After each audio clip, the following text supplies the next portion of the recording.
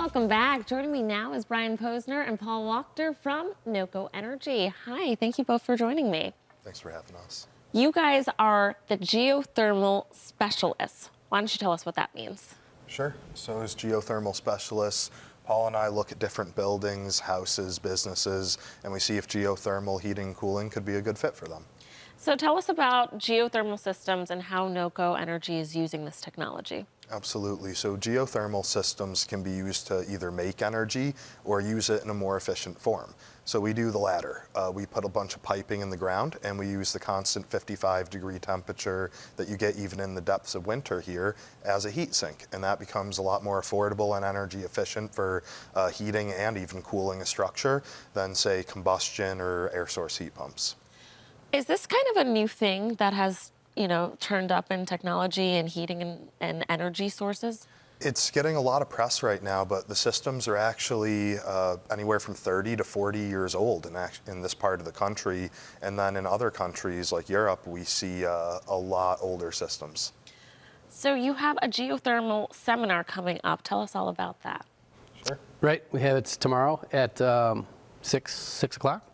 And it's going to be at the Depew Pavilion, which is a new building that just went up this summer, and we installed geothermal there. So we're excited to not only talk about geothermal with whomever shows up, but we'll also be able to show them an active system. Very, very cool. Yeah. Who do you think the right person is to attend the seminar? Absolutely anybody that currently wants to figure out how to spend a little bit less on heating and cooling. You know, in Buffalo, we all are pretty used to pretty high heating bills, and people really just don't believe it, that you can heat your house with just a couple $100 if you have the right technology. How is it important for people to reduce their fossil fuel consumption with geothermal energy?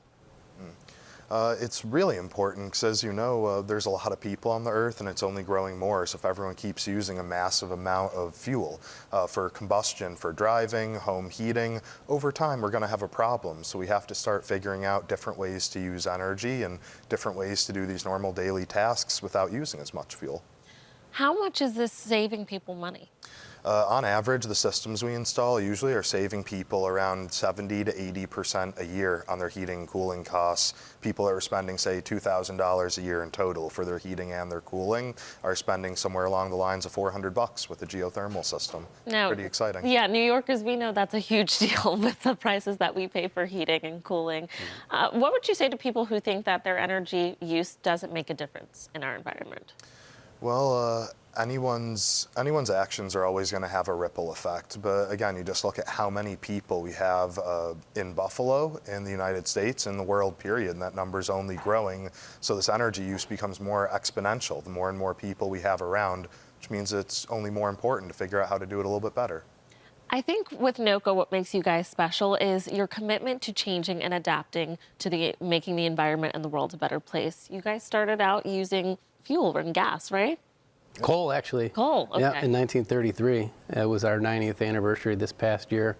And the Newman family has adapted, like you said, from coal to heating oils to propane. And now we're getting into a lot of different sustainability efforts, which is fantastic. Last time you were here, we talked about your composition that you guys have and what you're doing to give back to our community and make it more environmentally friendly, right? Absolutely. So NOCO has a lot of different new arms now. We have sustainability branches for recycling and recovery for almost all fuel sources or waste streams that would just go into landfill. We're finding ways to reuse and reduce those. And that always involves with giving back to the community. We love Buffalo and we just want to see it continue to be a beautiful place.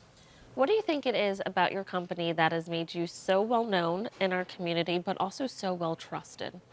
We've always taken care of the customer, whatever happens. A lot with the cold temperatures recently, our drivers have been out delivering the fuels that are needed to keep businesses warm.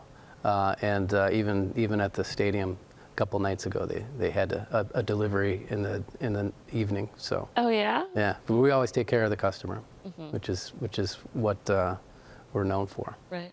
And Brian, you've come here multiple times, but you guys expand. You do a lot of different things. You also have gas, right?